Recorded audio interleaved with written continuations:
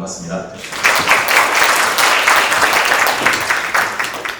네, 저는 오늘 SDB 전환기 조직 특성에 맞는 소프트웨어 인재육성 모델을 찾기라는 주제로 여러분들과 좀 이야기를 나누려고 하고 있습니다.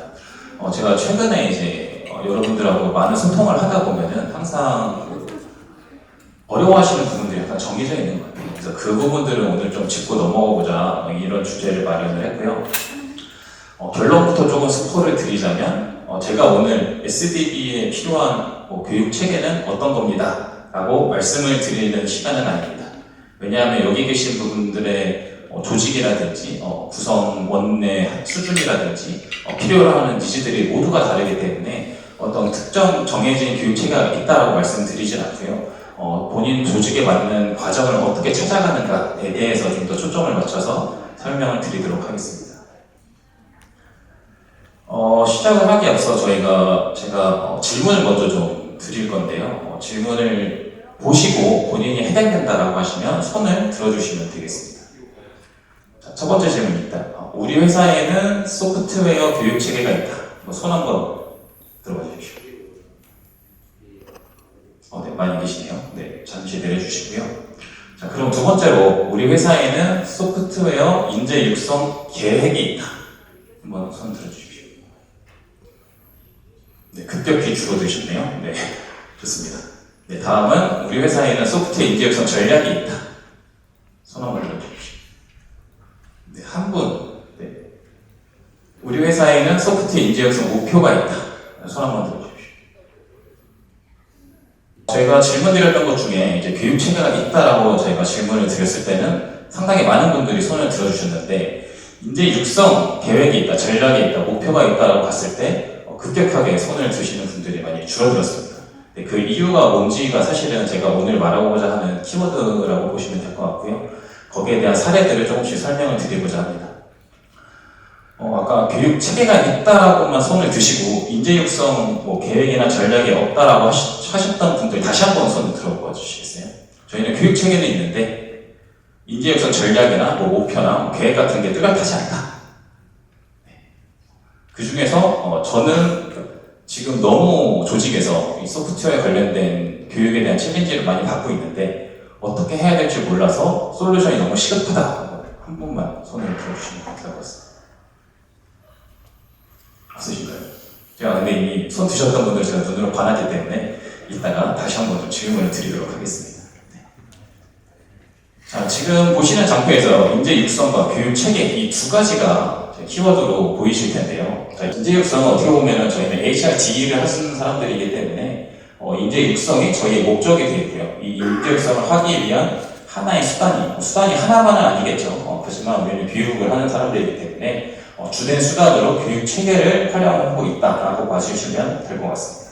그래서 저희가 일반적으로 교육 체계를 수립을 한다라고 하면은 보시는 바와 같은 프로세스들을 많이 따르실 거예요. 현안 분석을 하고 현업의 요구를 분석을 하고 그 다음에 직무를 분석해서 KAST나 스킬셋을 도출을 하고요. 그 다음에 거기에 맞는 솔루션을 새로 개발을 하거나 기존에 있는 거를 매칭을 시켜서 보시는 것과 같은 어떤 이런 형태의 교육 체계를 개발을 하게 됩니다. 그 다음에 이거를 많이 운영들을 하고 계시죠. 그런데 저희는 실질적으로 조직에서 이런 교육 체계를 운영을 하면서 다양한 챌린지들을 받고 있습니다. 특정 시점이 되면 항상 이런 질문을 받게 되죠. 우리 소프트웨어 교육은 잘 되고 있는 건가요? 직원들의 역량은 향상이 되고 있나요? 우리가 돈을 많이 쓰고 있는데 이게 실질적으로 현업에 도움이 되나요? 여러 가지 질문들을 받게 됩니다. 근데 현실적으로 이런 질문에 답변을 하기가 쉽지는 않죠. 그래서 아까 제가 교육 체계 수립의 단계에 대해서 간단하게 말씀을 드렸는데 우리가 어떤 교육이 잘 되고 있니, 성과가 나고 있니, 우리 돈 이렇게 들었는데 현업에 성과가 있는 거니 이런 거에 대한 질문이 있을 때 우리가 정확하게 답변을 하지 못하는 이유는 일반적으로 저희가 교육 체계 수립을 했을 때 몇 가지 단계들이 빠지는 경우가 있습니다. 네, 그런 것들이 아까 말씀드렸던 어떻게 보면 인재 육성 목표라든지 전략, 계획을 수립하는 단계라고 보시면 될 것 같고요. 그래서 이 단계는 사실 직무 분석 후에 들어와도 되고 솔루션 매칭 후에 들어와도 되고 그거는 조금씩 조정이 있을 수 있는데 어쨌든 이러한 부분들이 좀 누락이 되어 있다고 봐주시면 될 것 같습니다. 근데 이런 인재 육성 방향이나 목표를 설정하실 때 단순하게 그냥 우리는 소프트웨어 역량을 향상시키는 게 목적입니다 라고 하면은 너무 추상적이고요. 나중에 이것들을 실제 달성했는지 안 했는지 그 목표점을 찾기가 상당히 쉽지가 않습니다. 그래서 최대한 정량적으로 표현을 해주시는 게 그 달성력을 표현을 하기가 상당히 좋은 케이스라고 보시면 될 것 같고요. 그래서 현대차의 특정 본부에서는 이런 식의 이제 정의들을 내리고 있습니다. 책임연구원 같은 경우는 소프트웨어 제어를 최적화시킬 수 있는 레벨 5 수준을 형성시킨다. 그리고 소프트웨어 담당 인원 기준으로 3년 내 레벨 3 인력을 20% 확보한다. 레벨 2 인력을 40% 확보한다. 이런 식의 정량 지표들을 활용을 해서 목표를 설정을 하고 그거를 달성하기 위한 전략과 계획을 수립을 하게 됩니다. 역시 말씀드렸던 전략과 계획 수립 역시 단순히 내년도에 우리 소프트웨어 교육할 거야, 우리 예산이 1억 있으니까 1억 내에서 이런 과정 해야지. 단순하게 이렇게 나가는 게 아니라 우리가 목표가 정해져 있기 때문에 이 목표를 달성하기 위해서 아까 교육체계라는 수단이 있었죠. 그 수단을 어떻게 활용할 것이냐에 포커스를 맞춰서 좀 더 중장기적인 계획을 세우셔야 됩니다. 예를 들면 우리는 지금 당장 현업에서 성과를 내야 하기 때문에 1차 년도에는 팀을 선제적으로 육성을 해서 일단은 베스트 프랙티스를 만들 거야. 그 다음에 2차 년도가 되면 이러한 성공 사례들을 보고 전략자세상으로 기초를 확대해서 지속적으로 현업에서 이런 소프트웨어를 활용하는 그런 문화들을 계속 조성을 하겠어. 이런 계획들을 세우게 되고요. 전략들을 세우게 되고요. 그 전략을 달성하기 위한 실질적인 계획을 세우게 됩니다. 이런 것들을 진행하기 위해서 우리는 3년간 한 10억을 투자를 해야 되고 이 10억을 활용을 해서 특정 과정을 몇 차수를 우리가 운영을 해야만 이 목표에 도달할 수 있어. 이러한 정확한 정량적인 지표들을 목표로 해서 계획을 세워 나가야만 실질적인 인재 육성이 흔들리지 않게 될 수 있다라고 좀 말씀을 드리고 싶고요. 그래서 간단하게 두 가지 한번 비교해 보겠습니다. 체계 수립을 하고 교육을 실행하는 거는 인재 육성 목표와 계획이 있으신 분과 없으신 분이 동일하게 출발을 합니다. 하지만 한 1, 2년이 지나면요, 무조건 이제 성과와 측정에 대한 이야기가 나오기 시작을 하죠. 이 교육 잘 되고 있는 거야? 우리 애들 얼마나 역량이 성장한 거야? 이런 것들이 나왔을 때 인재 육성 목표를 가지신 분들은 사실은 목표가 이미 있기 때문에 그 목표 대비 얼마큼 도달을 했느냐 이것만 사실 측정이 되면은 우리가 현재 어느 수준에 와 있고 앞으로 더 얼마큼 해야 됩니다라는 것들을 명확하게 설명을 드릴 수가 있습니다. 다만 이런 게 없다면 결국은 우리 작년에 열차수 운영했는데 열차수에서 150명 정도 수료했네. 150명 정도의 소프트웨어 기초 역량을 가지신 분들이 현재 있습니다. 이 정도의 그냥 추상적인 표현밖에는 할 수가 없는 거죠. 그 다음에 한 2년에서 3년이 지나면요, 트렌드가 변합니다. 트렌드가 변하면 아까 교수님이 말씀하셨던 거죠. 소프트웨어 쪽은 특히나 현상적인 부분에서 다양한 변화들이 있습니다. 하지만 본질은 크게 변하지 않거든요. 만약에 국내본부다. 국내본부에서 소프트웨어를 담당하시는 분들은 품질이 좋은 소프트웨어나 소프트웨어 부품을 잘 분배를 해서 그걸 현업에 잘 전달을 납기를 맞춰서 전달하는 그런 게 주요 목표겠죠. 하지만 소프트웨어 기술이 여러 개가 변한다고 해서 그 본질적인 목표는 변하지 않습니다. 그 본질적인 목표를 다루기 위해서 다양한 기술들이 조금 추가가 되고 그런 것들을 조금 더 교육을 더 추가를 하는 거겠죠. 그렇기 때문에 계획이나 교육 체계에는 조금의 변화가 있을 수는 있으나 본질적인 목표를 도달하기 위해 향해 나가는 방향에는 크게 흔들림이 없다라고 보실 수가 있는데 이런 것들이 없으신 경우에는 여기서부터 이제 흔들리기 시작합니다. SDB 하라는데 다시 교육체계 수립해야 되나? 이러면서 어떤 교육을 해야 될지 새로운 교육들을 찾게 되고 현상에 너무 집중을 하는 거죠. 본질까지 가지 못하고 현상에 집중하는 현상이 되면서 결론적으로 목표 달성 측면에서 큰 차이를 벌이게 됩니다. 결국은 많은 분들이 다시 시작하시거든요. 체계 수립이나 이런 것들 다시 시작을 합니다. 이게 트렌드가 너무 변해서 다시 시작하는 경우도 있고 담당자가 바뀌었을 때 다시 시작하는 경우도 되게 많아요. 저희가 보통 2, 3년이면 담당자들이 바뀌기도 하잖아요. 그러면은 방향성이 없었기 때문에 새로운 담당자가 오면은 기존 교육체계 지금이라도 안 맞는데 다시 시작해야지. 그래서 다시 시작합니다. 그리고 다시 이 챕터키를 도는 거죠. 이런 차이들이 좀 있어서 이런 부분들을 좀 여러분께 말씀을 드리고 싶었습니다. 지금 보시는 자료는 A본부라고 해놨지만 사실 이 현대자동차 연구개발본부의 예전 교육체계도입니다. 예전 교육체계도예요. 한 21년도에 만들었던 교육체계도이고요.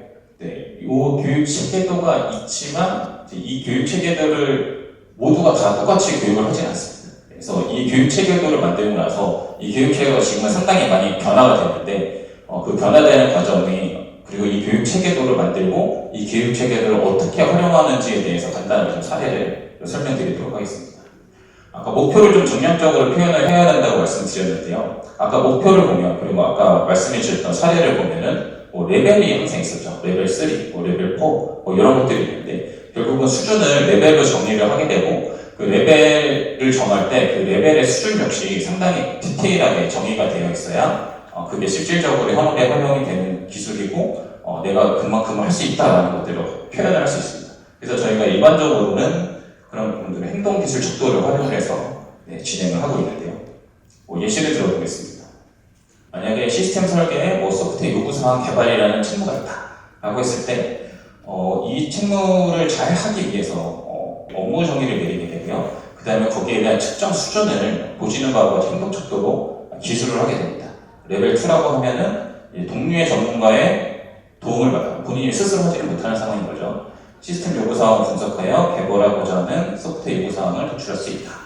레벨 4로 보시면 시스템 요구사항을 분석을 해서 베리언스 관리 및 변경 영향도 분석 이런 것들을 해서 문제점을 발굴해서 개선을 요청할 수 있다. 이런 식의 이제 레벨들이 정해지게 되고요. 이렇게 레벨이 정해지고 나면은 사실 조직의 이제 크기에 따라서 조금씩 다를 수는 있는데 같은 조직이라도 팀에 따라서 또는 본부에 따라서 달성하고자 하는 레벨이 좀 달라지게 됩니다. 그래서 현업에서 결국은 하고 있는 그 역할들이 다 있기 때문에 행동지표로 나와 있는 기술대 레벨들을 보고 우리는 이 정도만 하면 돼 라는 것들을 설정을 하고 그거를 이제 최종 목표로 가져간다라고 보시면 될 것 같습니다. 그렇게 되면은 이제 현재의 상황을 파악을 해야겠죠. 우리가 목표를 정했으면 결국은 그래서 우리는 지금 어느 수준이고 저기까지 나아가려면 어떤 것들이 필요할까를 판단을 해야 되기 때문에 현재 수준을 판단을 하게 됩니다. 보시는 바와 같이 현재 수준이 만약에 3에서 4레벨이다. 이 정도라고 된다면 우리는 앞에 목표를 봤을 때 레벨 5까지 달성을 해야 돼. 그러면은 레벨 3에서 레벨 5가 달성이 되기 위해서 우리가 만들어놨던 수단이 교육체계를 어떻게 활용을 하면 레벨 5가 될까를 판단을 하게 되겠죠. 그러면 연간 우리가 목표를 달성하기 위해서 할 수 있는 교육과정들이 정해지게 됩니다. 그러면 그 교육과정들이 사실 만약에 10개가 도출이 있다. 라고 하면은 한 1년에 10개 과정을 다 할 수는 없잖아요. 다 할 수는 없기 때문에 현실적인 부분을 고려해서 아까 계속 얘기 나왔던 예산이라든지 우리는 현업에서 교육에 뺄 수 있는 시간이 1년에 한 번밖에 없어. 이런 현실적인 부분들을 반영해서 우리가 레벨 5를 달성하기 위해서는 10개 과정을 3년이나 5년에 걸쳐서 순차적으로 교육을 해야 돼와 같은 구체적인 계획이 도출이 된다라고 보시면 될 것 같습니다. 그리고 보시면 여기 경력 입사자와 신입 입사자가 구분이 되어 있는데요. 이건 어떻게 보면 전략적인 측면입니다. 경력 입사자는 당연히 기존의 업무 이력이 있기 때문에 어느 정도 레벨이 되어 있고 또 신입 입사자들은 레벨이 낮은 케이스들이 많이 있겠죠. 그러면 이 신입 입사자들을 어떻게 할 거냐? 집중적으로 육성을 시킬 거냐? 아니면 그냥 동일한 트랙에 태워서 동일하게 키울 거냐? 여러 가지 전략들을 세워서 진행을 하게 됩니다. 그래서 아까 말씀드렸던 것처럼 조직별로 조금씩 다 로드맵이 다르게 형성이 될 거고요. 또 경력자냐, 입사자냐, 대상자의 특성에 따라서도 다양한 로드맵이 생기게 됩니다.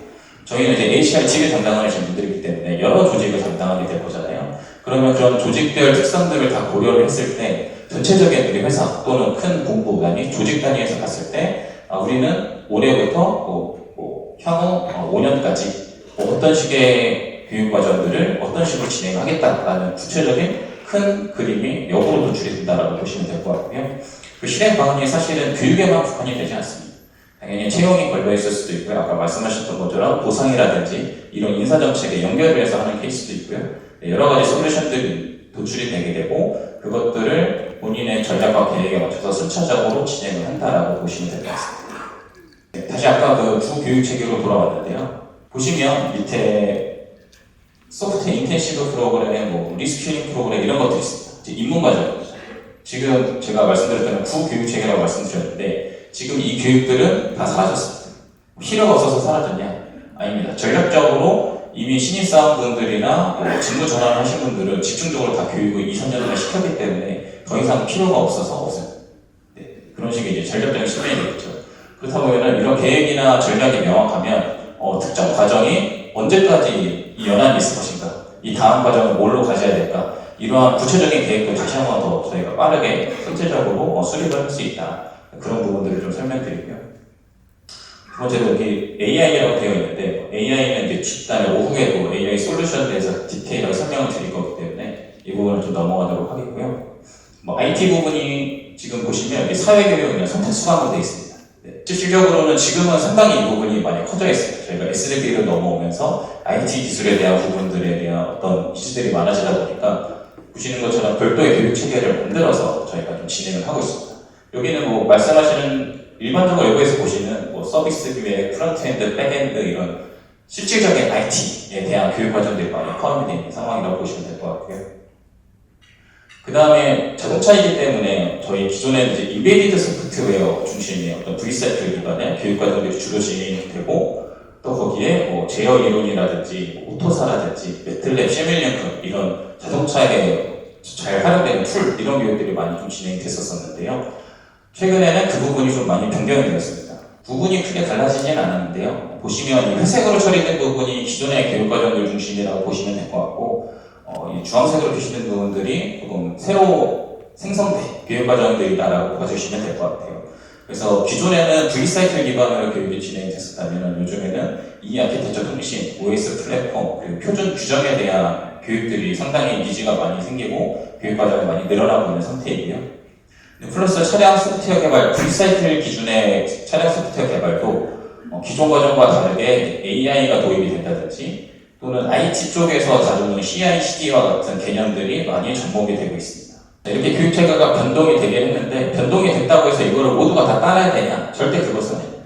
지금 최근에 논의되고 있는 교육체계는 이 교육체계인데요. 아직 저희가 이 과정들 중에서 어떤 과정을 선제적으로 진행할 거냐에 대해서는 결정의 결과는 아직 없습니다.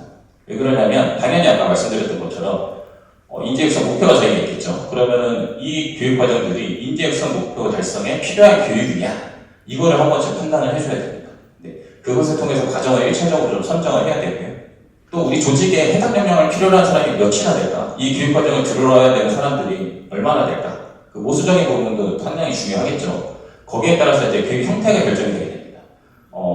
정말 많이 필요하면은 우리 조직에 맞춤마다의 교육으로 별도의 교육 과정을 열 것이고, 전문가 한두 명만 필요해.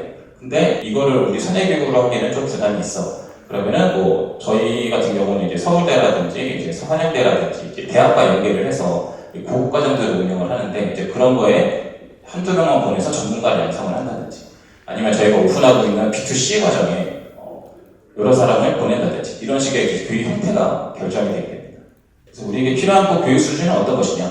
같은 과정을 연다고 하더라도요, 본부에 따라서 조직에 따라서 그 과정의 난이도가 상당히 달라지게 됩니다. 네. 실제 개발을 하시는 분들과 그 개발과 연계돼서 유관된 조직들에게 필요로 하는 지식들은 조금씩 다르겠죠. 그래서 교육 과정이 같더라도 조직의 특성에 따라서 난이도라든지 이런 부분들이 달라질 수 있다라고 좀 말씀을 드릴 수 있을 것 같습니다. 마무리 좀 하도록 하겠습니다. 간단하게 지금 말씀드린 거를 요약을 하면요. 일단 육성 목표가 정확하게 설정이 되어 있어야 됩니다. 육성 목표가 설정이 되어 있어야 되는데 그게 최대한 구체적이고 정량적인 지표로 표현이 되어 있는 게 활용하기가 좋다라고 말씀을 좀 드리고 싶고요. 또 그런 것들을 조직의 특성에 맞춰서 계속 얘기가 나오는 예산이라든지 학습에 대한 문화라든지 인력 구성이라든지 이런 것들을 잘 고려를 하셔서 중장기적 달성 계획을 수립을 하셔야 된다. 그래야 중간에 트렌드가 바뀌거나 또 다른 정책적인 부분들이 변화가 있어도 흔들리지 않고 지속적으로 교육을 끌어갈 수 있다라고 말씀을 드리고 싶습니다. 네, 지금 말씀드린 부분이죠. 2, 3년 주기로 이런 트렌드나 성과에 대한 얘기들이 계속 나오기 때문에 이런 것들에게 유연하게 대처를 하려면 육성 목표가 정확하게 되어 있어야 되고 또 가장 또 중요한 부분인데요. 현업 니즈를 지속적으로 계속 파악을 해주셔야 됩니다. 아무래도 기술적인 트렌드라든지 변화에 대해서는 현업에서 가장 잘 알기 때문에 그런 것들을 지속적으로 누적을 시키면서 우리 교육체계와 인재육성 계획을 어떻게 잘 조정해 나갈 것이냐 이런 것들을 잘 결정을 해주셔야 되고요. 네, 목표를 달성하면 끝이냐? 그렇진 않죠. 전문가를 만들었다고 해서 그게 우리가 육성을 했다는 게 사실 최종 목적은 아니잖아요. 이 사람을 어떻게 잘 활용할 거냐? 이 사람을 어떻게 사후 관리를 하고 이탈하지 않게 하고 이를 조직적으로 어떤 식으로 이런 지식이 향상된 거를 잘 퍼뜨릴 것이냐? 이런 거에 대한 활용 과정도 잘 준비를 해주시는 게 좋겠다라고 말씀을 드리면서 일단은 네, 제 발표는 여기까지 마치도록 하겠습니다. 네, 감사합니다. 여러분들 생성형 AI를 업무하실 때 계속 지금 쓰고 계시잖아요. 하나씩, 그렇죠? 그거 자체가 사실 업무 혁신입니다. 저런 급격한 AI 기술 발전을 이해하고 대응하는 AI 코어 인재가 필요하다고 생각하지 않으시나요?